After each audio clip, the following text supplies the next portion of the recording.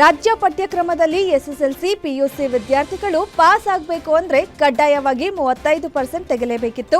ಇದರ ಬಗ್ಗೆ ಪೋಷಕರು ಸಾಕಷ್ಟು ವಿರೋಧ ಮಾಡಿದ್ರು. ಕಾರಣ ಸಿಬಿಎಸ್ಇ ಐಸಿಎಸ್ಇ ಪಠ್ಯಕ್ರಮದಲ್ಲಿ ವಿದ್ಯಾರ್ಥಿಗಳು ಪಾಸ್ ಆಗಲು 33% ತೆಗೆದ್ರೆ ಸಾಕು. ಹೀಗಾಗಿ ಇದನ್ನ ರಾಜ್ಯ ಪಠ್ಯಕ್ರಮದಲ್ಲೂ ಅಳವಡಿಸುವಂತೆ ಕೂಗು ಹೆಚ್ಚಾಗಿತ್ತು. ಹೀಗಾಗಿಯೇ ಶಿಕ್ಷಣ ಇಲಾಖೆ, ಕರ್ನಾಟಕ ರಾಜ್ಯ ಪರೀಕ್ಷಾ ಮಂಡಳಿ ಇದನ್ನ ಗಂಭೀರವಾಗಿ ಪರಿಗಣಿಸಿ ಪಾಸಿಂಗ್ ಪರ್ಸೆಂಟೇಜ್ ಕಡಿತಗೊಳಿಸಿದೆ. ಅಧಿಕೃತವಾಗಿ ಶಿಕ್ಷಣ ಸಚಿವ ಮಧು ಬಂಗಾರಪ್ಪ ಈ ವಿಚಾರವನ್ನ ಸ್ಪಷ್ಟಪಡಿಸಿದ್ದಾರೆ.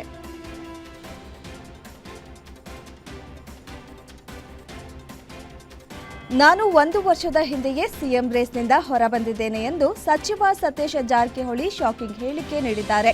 ಮೈಸೂರಿನಲ್ಲಿ ಮಾತನಾಡಿದ ಸಾಹುಕಾರ್ ಸತೀಶ್ ಜಾರಕಿಹೊಳಿ, ನಮ್ಮಲ್ಲಿ ಯಾವ ಕ್ರಾಂತಿಗಳು ನಡೆಯುತ್ತಿಲ್ಲ. ಸಿಎಂ ಬದಲಾವಣೆ ವಿಚಾರ ನಿರ್ಧರಿಸುವುದು ನಾನಲ್ಲ. ನಾವು ಈಗ ಎಲ್ಲದರಿಂದಲೂ ದೂರ ಇದ್ದೇವೆ ಎಂದು ಸಚಿವ ಜಾರಕಿಹೊಳಿ ಹೇಳಿಕೆ ಕೊಟ್ಟಿದ್ದಾರೆ.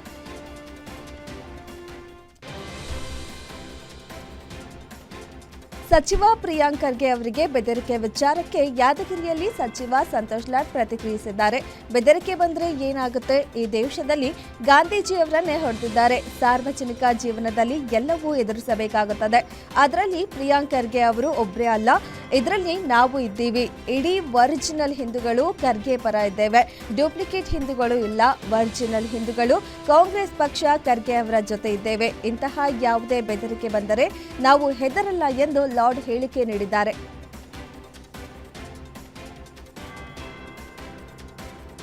ಗುಂಡಿಗಳಿಂದ ದೊಡ್ಡ ದೊಡ್ಡ ಕಂಪನಿಗಳು ಬೆಂಗಳೂರು ತೊರೆಯುತ್ತಿರುವ ವಿಚಾರ ಖಾಸಗಿ ಕಂಪನಿಗಳಿಗೆ ಸಚಿವ ಸಂತೋಷ್ ಲಾಡ್ ಖಡಕ್ ಎಚ್ಚರಿಕೆ ನೀಡಿದ್ದಾರೆ. ಗುಂಡಿಗಳ ಕಾರಣದಿಂದ ಕಂಪನಿಗಳು ಬೇರೆ ರಾಜ್ಯಕ್ಕೆ ಹೋಗುವುದು ಅವರಿಗೆ ಬಿಟ್ಟ ವಿಚಾರ.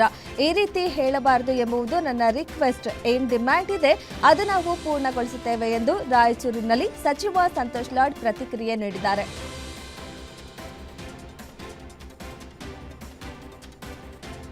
ಬೆಂಗಳೂರಿನಲ್ಲಿ ಸುರಂಗ ರಸ್ತೆಗಾಗಿ ಲಾಲ್ಬಾಗ್ ಬಂಡೆಯ ಪಕ್ಕದ ಜಾಗವನ್ನು ಬಳಕೆ ಮಾಡುವ ಬಗ್ಗೆ ಚರ್ಚೆಗಳು ನಡೆಯುತ್ತಿದ್ದು, ಇದಕ್ಕೆ ಸ್ಥಳೀಯರಿಂದ ತೀವ್ರ ವಿರೋಧ ವ್ಯಕ್ತವಾಗಿದೆ. ಖುದ್ದು ಲಾಲ್ಬಾಗ್ಗೆ ಹೋಗಿ ಪರಿಶೀಲಿಸಿದ್ದ ಬೆಂಗಳೂರು ದಕ್ಷಿಣ ಕ್ಷೇತ್ರದ ಸಂಸದ ತೇಜಸ್ವಿ ಸೂರ್ಯ, ಲಾಲ್ಬಾಗ್ನ 6 ಎಕರೆ ಅಲ್ಲ 6 ಇಂಚು ಜಾಗವನ್ನು ಸುರಂಗ ಮಾರ್ಗಕ್ಕೆ ಬಿಟ್ಟುಕೊಡುವುದಿಲ್ಲ.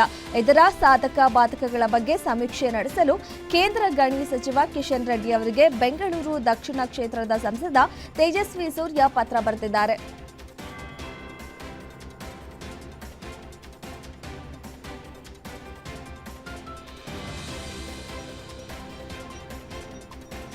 ಬಿಜೆಪಿಯ ಆರ್ಎಸ್ಎಸ್ ಪೋಸ್ಟರ್ ಅಭಿಯಾನಕ್ಕೆ ಕಾಂಗ್ರೆಸ್ನಿಂದ ಕೌಂಟರ್ ಪೋಸ್ಟರ್ ಅಭಿಯಾನ ಶುರುವಾಗಿದೆ. ಕಲಬುರಗಿ ಜಿಲ್ಲಾ ಮಹಿಳಾ ಕಾಂಗ್ರೆಸ್ ವತಿಯಿಂದ ಯಾರು ಸಂವಿಧಾನವನ್ನ ಪ್ರೀತಿಸ್ತಾರೋ ಅವರು ದೇಶವನ್ನ ಪ್ರೀತಿಸ್ತಾರೆ ಅನ್ನೋ ಪೋಸ್ಟರ್ ಅಂಟಿಸಿ ಕೌಂಟರ್ ಕೊಟ್ಟಿದ್ದಾರೆ. ಸ್ಟಿಕ್ಕರ್ನಲ್ಲಿ ಸಂವಿಧಾನದ ಭಾವಚಿತ್ರ, ಬುದ್ಧ, ಬಸವ, ಅಂಬೇಡ್ಕರ್ ಭಾವಚಿತ್ರದೊಂದಿಗೆ ಪ್ರಿಯಾಂಕ್ ಖರ್ಗೆ ಫೋಟೋ ಹಾಕಿ ಕಲಬುರಗಿಯ ಎಸ್ವಿಪಿ ವೃತ್ತದಲ್ಲಿ ಮಹಿಳಾ ಕಾಂಗ್ರೆಸ್ ಕಾರ್ಯಕರ್ತರು ಪ್ರತಿಭಟನೆ ನಡೆಸಿದ್ದಾರೆ.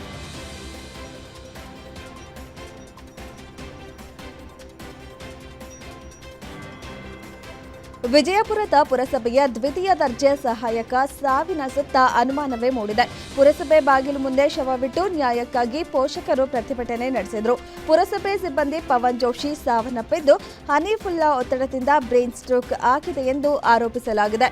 ಅಕ್ರಮ ದಾಖಲಾತಿಗಳಂತೆ ಖಾತೆ ಸೃಷ್ಟಿಸಲು ಒತ್ತಡ ಹಾಕಲಾಗಿದೆ.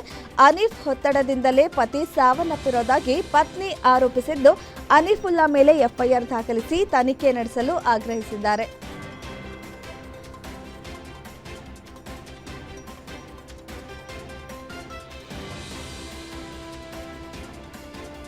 ಬೆಂಗಳೂರು ವಿಕ್ಟೋರಿಯಾ ಆಸ್ಪತ್ರೆಯ general surgeon doctor Mahendra Reddy ಎಂಬಾತನನ್ನ ಪತ್ನಿ ಕೊಲೆ ಪ್ರಕರಣದಲ್ಲಿ ಬಂಧಿಸಲಾಗಿದೆ. ಕಿಲ್ಲರ್ ಅಳಿಯನ ಬಗ್ಗೆ ಕೃತಿಕಾ ರೆಡ್ಡಿ ತಂದೆ ಮುನಿರೆಡ್ಡಿ ಸ್ಫೋಟಕ ಹೇಳಿಕೆ ನೀಡಿದ್ದಾರೆ. ಆತ ಮಾಡಿರೋ ಲೋ ಶುಗರ್ ಆರೋಪ ಶುದ್ಧ ಸುಳ್ಳು. ಆತನಿಗೆ ಬೇರೆ ಸಂಬಂಧ ಕೂಡ ಇರಬಹುದು ಅನ್ನಿಸ್ತದೆ. ಘಟನೆ ಆದಮೇಲೆ ವಿಕ್ಟೋರಿಯಾ ಆಸ್ಪತ್ರೆಯಲ್ಲಿ ಆರೋಪಿ ಕೆಲಸ ಬಿಟ್ಟಿದ್ದ. ಯಾಕೆ ಅಂದಾಗ ಟ್ರೀಟ್ಮೆಂಟ್ ಕೊಡೋದಕ್ಕೆ ಕೈಕಾಲು ನಡುಗುತ್ತೆ ಅಂತ ಹೇಳಿದ್ದ. ಎಫ್ಎಸ್ಎಲ್ ರಿಪೋರ್ಟ್ ಬಂದ ಮೇಲೆ ದೂರು ಕೊಟ್ಟಿದ್ದೇನೆ ಎಂದು ಡಾಕ್ಟರ್ ಕೃತಿಕಾ ರೆಡ್ಡಿ ತಂದೆ ಮುನಿರೆಡ್ಡಿ ಹೇಳಿಕೆ ನೀಡಿದ್ದಾರೆ.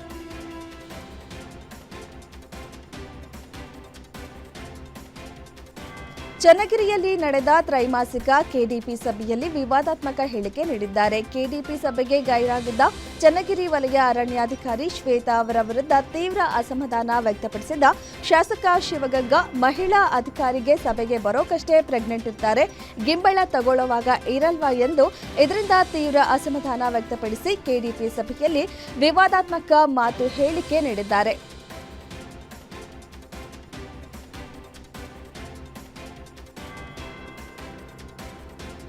ಸರ್ಕಾರಿ ಬಸ್ನಲ್ಲಿ ಟಿಕೆಟ್ ವಿಚಾರಕ್ಕೆ ಕಂಡಕ್ಟರ್ ಮೇಲೆ ಮಾರಣಾಂತಿಕ ಹಲ್ಲೆ ನಡೆಸಿದ್ದಾರೆ. ಹುದುಗೂರಿನಿಂದ ಗೌರಿಬಿದನೂರಿಗೆ ಬರ್ತಿದ್ದ ಕೆಎಸ್ಆರ್ಟಿಸಿ ಬಸ್ ಕಂಡಕ್ಟರ್ ಸಂತೇಶ್ ಮೇಲೆ ಹಲ್ಲೆ ನಡೆಸಲಾಗಿದೆ. 5ನೇ ತರಗತಿ ಬಾಲಕಿಗೆ ಆಧಾರ್ ಕಾರ್ಡ್ ಕೇಳಿದ್ದ ಕಂಡಕ್ಟರ್ ಆಧಾರ್ ಕಾರ್ಡ್ಗೆ ಸಂಪೂರ್ಣ ಇಂಕ್ ಬಿದ್ದು ಅಸ್ಪಷ್ಟ ಹಿನ್ನೆಲೆ ಡೀಟೇಲ್ಸ್ ಕಾಣದಕ್ಕೆ ಟಿಕೆಟ್ ಕೊಡಲು ನಿರಾಕರಿಸಿದ್ದ ಕಂಡಕ್ಟರ್ ನಂತರ ಪುಟ್ಟ ಬಾಲಕಿ ಎಂದು ಟಿಕೆಟ್ ನೀಡಿ ಕಳುಹಿಸಿದರು. ಏಕಾಏಕಿ ಬಸ್ ಹತ್ತಿ ಕಂಡಕ್ಟರ್ ಮೇಲೆ ಗ್ರಾಮಸ್ಥರು ಹಲ್ಲೆ ನಡೆಸಿದ್ದಾರೆ. ಘಟನೆ ಸಂಬಂಧ ಗೌರಿಬಿದನೂರು ಗ್ರಾಮಾಂತರ ಠಾಣೆಯಲ್ಲಿ ಪ್ರಕರಣ ದಾಖಲಾಗಿದೆ.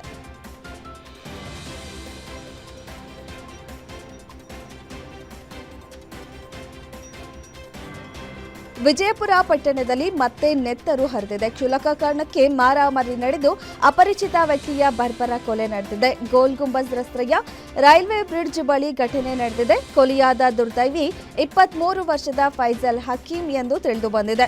ನಶೆಯಲ್ಲಿ ಮಾರಾಮಾರಿ ನಡೆದು ಇಟ್ಟಿಗೆಯಿಂದ ಹೊಡೆದು ದುಷ್ಕರ್ಮಿಗಳು ಅಪರಿಚಿತನ ಬರ್ಬರ ಕೊಲೆ ಮಾಡಿದ್ದಾರೆ. ವಿಜಯಪುರ ಗೋಲ್ ಗುಂಬಜ್ ಠಾಣೆಯಲ್ಲಿ ಪ್ರಕರಣ ದಾಖಲಾಗಿದೆ.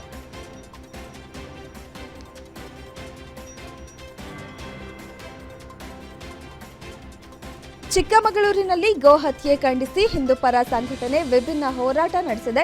ಜಿಲ್ಲಾಡಳಿತಕ್ಕೆ ಬೀಫ್ ಬಿರಿಯಾನಿ, ಕಬಾಬ್ ಕಳಿಸಿ ವಿನೂತನ ಪ್ರತಿಭಟನೆ ನಡೆಸಿದ್ದಾರೆ. ಅಡಿಷನಲ್ ಎಸ್ಪಿ ಮುಖಾಂತರ ಮನವಿ ಜೊತೆಗೆ ಬಿರಿಯಾನಿ ರವಾನೆ ಮಾಡಿದ್ದಾರೆ.